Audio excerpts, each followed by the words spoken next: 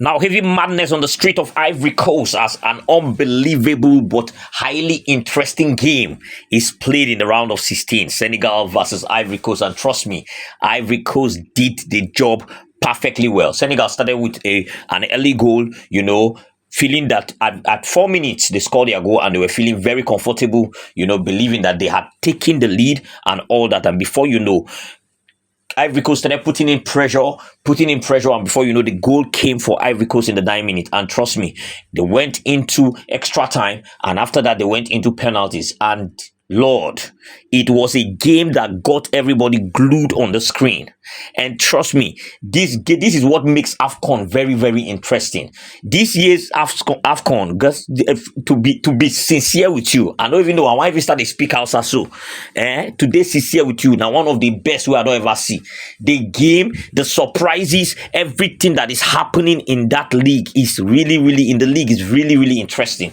You can see the game, and it has become so mature that the players are now playing is not those hard-hitting football we used to see. We see interesting games, players putting in their best, teams believing, small teams coming out to knock off big teams, believing. Now it has made it very clear that there is no team that is too big to be removed from the African Cup of Nations. Now you can see the disappointment on the face of the young man that missed the penalty. I'm going to be showing you what is happening in Ivory Coast right now because it's crazy all over there. It's madness going on the streets. But before I do that, let us go through the goal and then I'll put that at the end. Let me show you what is happening in the streets and we can wrap this up.